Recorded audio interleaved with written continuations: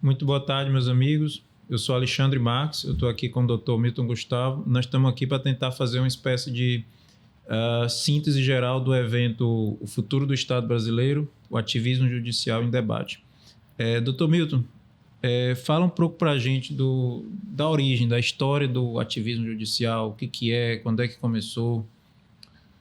Bom, após a Segunda Guerra, com todos os problemas que houveram, o Holocausto, etc., o fato de um poder executivo eleito democraticamente ter cometido algumas das piores barbáries, né?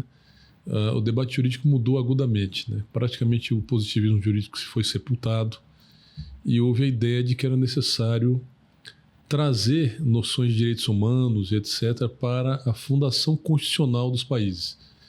Então, as constituições que surgiram na segunda metade do século XX, elas sempre vinham recheadas de princípios e muito abstratas e etc. Então, elas se tornaram espécies de petições de valores, né? E, obviamente, esses valores deveriam ser realizados pelo judiciário. Então, criou-se entre os juristas a noção de que, embora a experiência alemã seja muito única, né, de uma democracia em que tudo aquilo aconteceu, seja algo idiosincrático, né? Mas entre os juristas criou-se um consenso de que o papel do direito e do judiciário seria limitar o poder, especialmente o poder executivo, né? E o neoconstitucionalismo é um pouco disso, quer dizer, achar que a ordem constitucional tem certos valores, né? E esses valores, ao contrário do que achavam os justnaturalistas, que seriam valores perenes, abstratos, etc., eternos, né? Imutáveis, né? Eles achavam que eram valores de dignidade constitucional, né? Sim. E que o judiciário, então, seria... E aí surgiram essas expressões do direito contra-majoritário, né? Quer dizer, a ideia de que o papel do judiciário é limitar a democracia, porque democracia demais é perigosa. Certo. Então, a gente surgiu depois da Segunda Guerra Mundial como uma espécie de resposta aos crimes do nazismo. Tem ali uma origem alemã, né? Uhum. Assim, vem da cultura jurídica alemã e, essencialmente, é uma substituição da lei, do direito fundado na lei por um direito fundado em valores, né? Vamos dizer assim. E Milton diz assim, de uma maneira... Por que isso não é uma coisa boa? Porque falando assim, em abstrato, parece um negócio maravilhoso. A lei é uma coisa ruim, é uma letra morta. Por que a gente não pode decidir tudo baseado em valores? Basicamente, isso é uma coisa... A ideia é boa, né? Talvez o primeiro a defendê-la foi o Gustav Hadbrook, um jurista que você conhece muito bem, porque era um rival do Carl Schmitt. Sim. E depois da Segunda Guerra, ele que tinha aderido inicialmente ao positivismo, ele formula a fórmula de Hadbrook, segundo a qual injustiça extrema não é direito. A fórmula de Hadbrook já tinha sido dita por Santo Agostinho, por Santo Anselmo, por Pedro Abelardo, por Santo Tomás de Aquino. Ou seja, não é uma doutrina que veio com nenhuma novidade teórica. Não, mas se você perguntar a um jurista moderno, ele vai dizer que é a fórmula de Hadbrook. O Hadbrook foi o cara que descobriu para os juristas modernos que a injustiça extrema não é direito. E qual é o problema disso, né?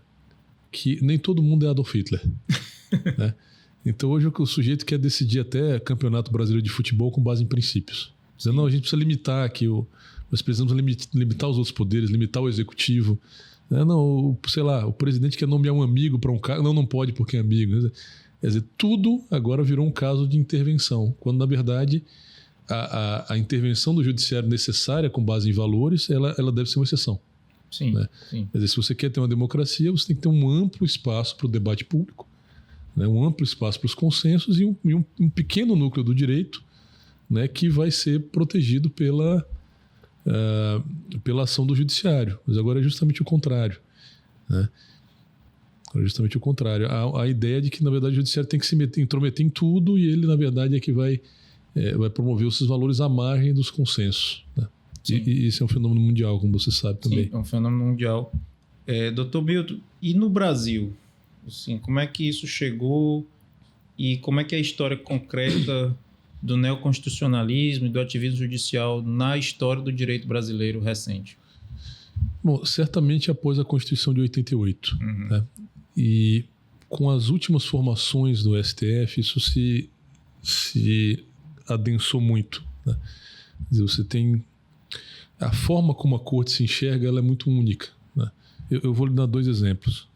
Na ADO 26, ação declaratória de omissão número 26, o ministro Lewandowski, que hoje é ministro da Justiça, ele disse mais ou menos o seguinte, que era preciso promover avanços no Brasil, só que o parlamento e os políticos não podiam fazê-lo, porque estavam adstritos ao escrutínio público das eleições. Sim.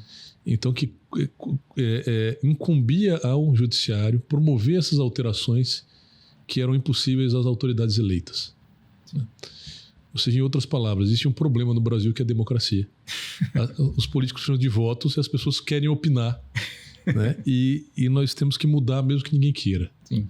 Quer dizer, a raiz dessa ideia é neoconstitucionalista, mas é óbvio que ela é uma perversão. Sim. Quer dizer, ela é a ideia que, na verdade, do neoconstitucionalismo clássico, da ideia de que algumas maiorias em algumas situações são perigosas, passou-se a ideia que o ideal é o governo da minoria iluminada. Sim. Quer dizer, houve um longo caminho para chegar nisso. E veja que isso é dito no voto, né? O voto público, não é apenas pensado. E eu acho que aquele artigo do Luiz Roberto Barroso, ele é muito significativo, né? Quando ele diz que as Supremas Cortes têm 3 funções, né? 3 funções: a contramajoritária, a representativa e a iluminista. Sim. Quer dizer, a contramajoritária, tradicionalmente, se dizia que havia alguns pontos do direito que não estavam à disposição das maiorias parlamentares. Por exemplo, eu não posso implementar a pena de morte no Brasil por conta da Constituição. Então o judiciário deveria intervir. Mas ele diz o contrário, que direito contramajoritário é porque o judiciário deve estar à disposição da minoria, das minorias. Ele diz que deve ser representativo, o que é uma coisa interessante, porque já existe o parlamento. Sim. Então, se o juiz quer representar alguém, ele quer representar os que não foram eleitos. Exato. Né? Ou seja, os derrotados, o projeto político derrotado, que é a realidade brasileira. Né?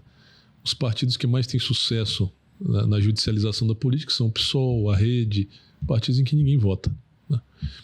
E a última, que é mais engraçada, é a missão iluminista, que ele diz que uma Suprema Corte tem que empurrar a história, empurrar o país para o progresso e acabar com pontos obscuros da cultura, do direito, da política, etc. Então tem que promover o progresso, né? Levar o país para o futuro. Então a função é a gente chegar num futuro idílico em que todo mundo será Luiz Roberto Barroso. Perfeito. Será um país de 210 milhões de Barrosos e aí a droga vai ser liberada, o aborto vai ser permitido, etc, etc. Então, na verdade, ele acha que o fim do direito é realizar os seus valores. Sim. Né? E isso está escrito para quem quiser ver. Então houve uma transformação na ideia de posição do judiciário, que eles se sentem realizando um projeto de democracia, mas um projeto de democracia sem povo. Sim. Tá? Ou seja, o povo é o inimigo da democracia do judiciário. Isso é dito quase que abertamente. Sim. Eu acho curiosa essa alusão do ministro Barroso ao iluminismo, porque normalmente as pessoas esquecem que quando se fala em iluminismo, nós não estamos falando em democracia, mas a teoria política mais característica do iluminismo é o chamado despotismo esclarecido. Exato. Que é justamente o que o ministro Barroso propõe ali, não tanto nas entrelinhas, né? Na verdade, propõe claramente como interpretação sua do papel do STF. Que é iluminismo e não quer dizer que seja uma coisa boa, porque supõe o mando das pessoas que são dotadas de razão sobre aquelas que não são. Até, se você me permite, óbvio, o despotismo do iluminismo é um autoritarismo esclarecido, exato, por assim dizer. O ministro defende isso abertamente em uma entrevista também mais ou menos recente. Ele disse que há 2 tipos de pessoas na República, as que concordam com ele e as que ele vai convencer. Então, o futuro do brasileiro é se tornar o Luiz Roberto Barroso. Né? Então, ele é um homem que ele está nos olhando de fora do tempo, ele está fora da história.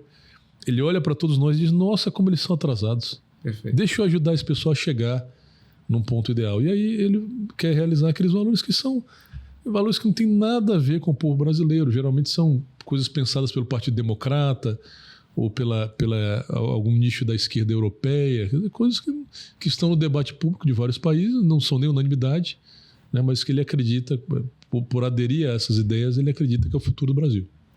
Perfeito. Doutor, no Brasil, comparado ao resto do mundo, assim, como você vê, o que acontece no Brasil? A gente sabe que o ativismo judicial e o neoconstitucionalismo são fenômenos que, de natureza, são fenômenos mundiais hoje em dia. Talvez seja o grande fenômeno hoje da política, pelo menos do direito constitucional.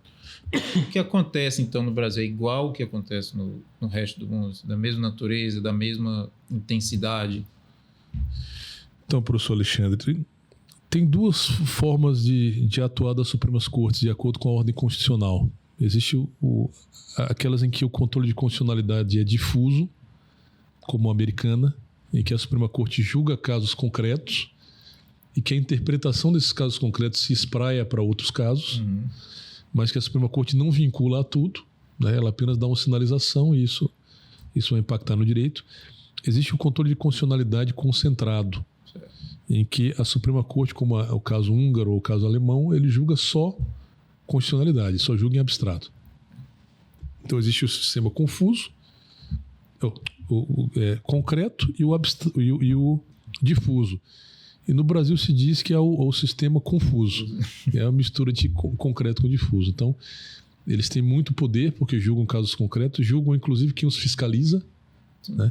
E ao mesmo tempo em que eles têm poder para decidir, como última palavra sempre, todas as questões relativas à Constituição, né? Aliás, todas não, as que o Supremo decide que são constitucionais. Sim. Até os critérios de julgamento para um caso da Suprema Corte são arbitrários. Quer dizer, é a própria Suprema Corte que decide quais casos, como, por exemplo, o requisito da repercussão geral. Ninguém sabe o que é repercussão geral, né?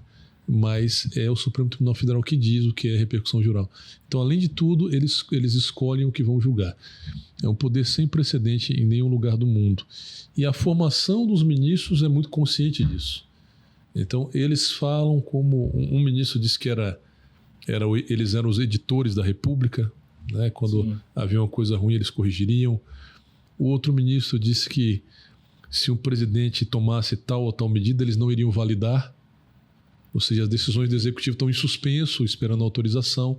Então, eles realmente se sentem... Outro disse que nós éramos um semipresidencialismo.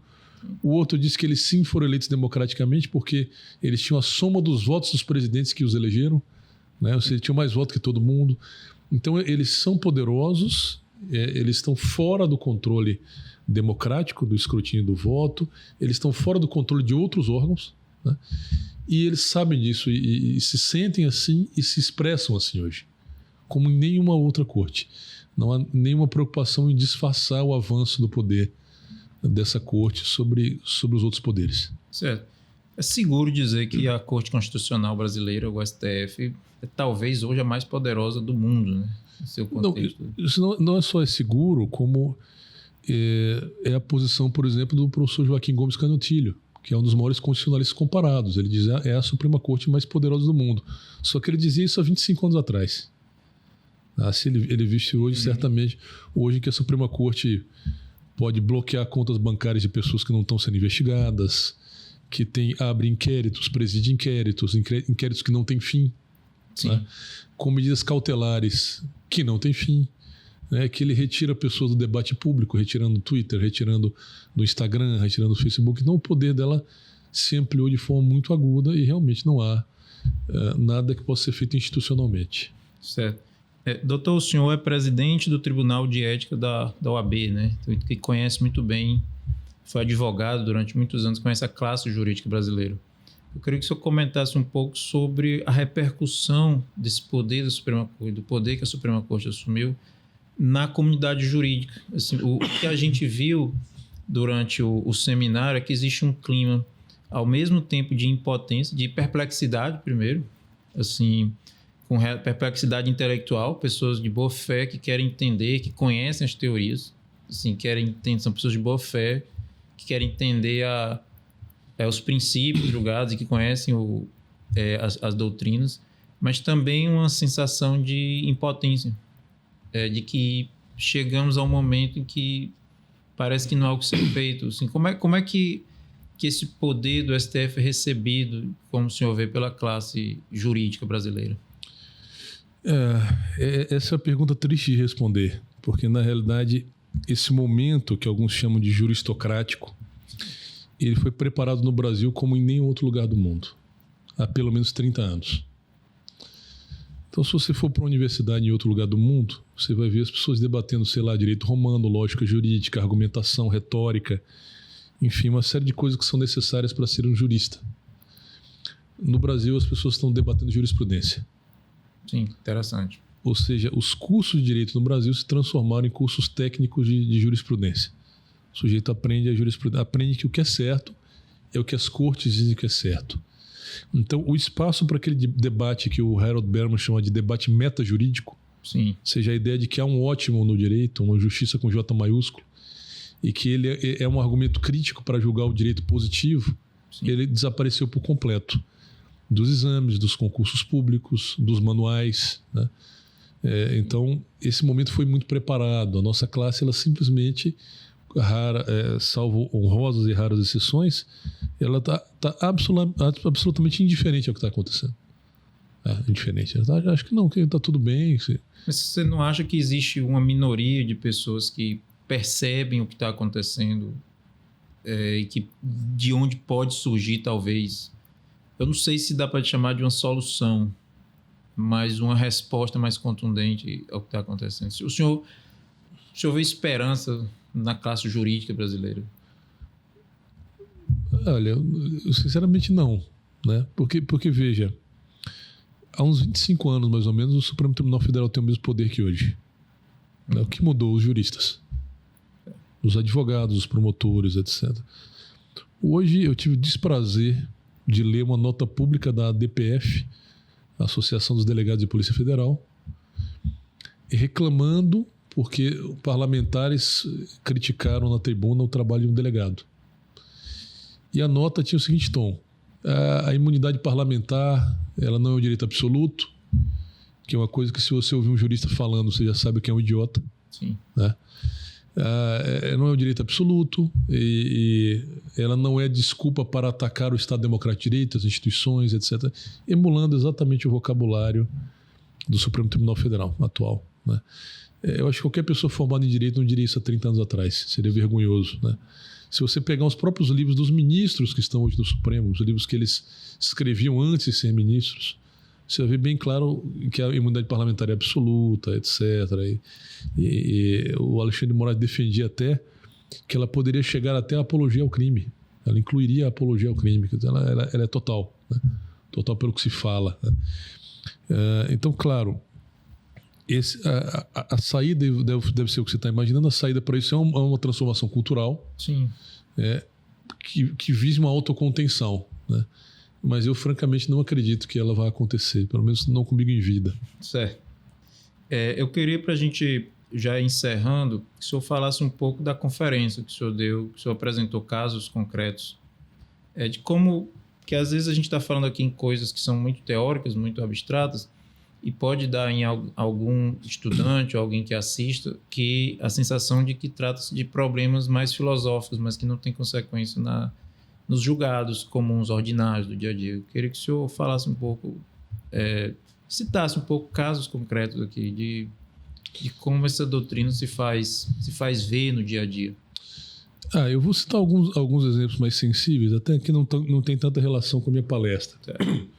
Vou citar alguns julgados mais sensíveis e impressionantes. Por exemplo, há poucos anos atrás, o Supremo Tribunal Federal decidiu que é inconstitucional imprimir voto no Brasil. Sim. O voto físico. Né? Só que a Constituição foi feita por constituintes eleitos com voto físico. O Supremo Tribunal Federal legisla em matéria penal, né? Notadamente no caso da homofobia, a ADO 26, justamente. Né? E um caso, só para dar um exemplo, são tantos, né? Mas dar um exemplo recente, a descriminalização do uso da maconha, né? Em que houve um amplo debate na corte sobre a quantidade de droga que deveria ser descriminalizada. Né? Alguns trouxeram estatísticas e etc. O debate, quer dizer, claramente um debate de conveniência e oportunidade. Sim. Que é próprio da Casa Legislativa. Sim. Quer dizer, o que é melhor, o que é mais prático, o que é mais funcional. Claro, um claríssimo debate político. né? Mas feito na Suprema Corte, né? E há também, professor, é bom que se diga para a gente se encaminhar para o final também, uma posição do Supremo Tribunal Federal, que é comum a todos os ministros praticamente, a ideia de que o parlamento ele está obrigado a fazer tudo que a Suprema Corte quiser. No seguinte sentido, um ministro tem uma posição qualquer sobre o aborto, ou sobre as drogas, ou sobre a criminalização da homofobia, ele acha que o parlamento tem que tomar determinada posição. Sim. Se o parlamento não toma, ele diz, não, na omissão do parlamento, nós vamos decidir. Que é o que está sendo feito agora na história do controle das mídias sociais. Dizendo, não, como o parlamento não aceitou a proposta, nós vamos decidir. Ou seja, na cabeça deles, o parlamento tem que se antecipar às posições dos ministros e fazer o que eles querem antes que eles sejam obrigados a julgar. Eu realmente não sei como é o nome disso, né? Mas é uma situação difícil do ponto de vista democrático. Sim, sim. Bom, meus amigos, é isso. O seminário Futuro do Estado Brasileiro ele foi uma iniciativa do Instituto Arrecife. A sensação que fica de todos os que participaram do seminário é que há muito trabalho a ser feito. Que ele seja o primeiro de muitos. E até mais.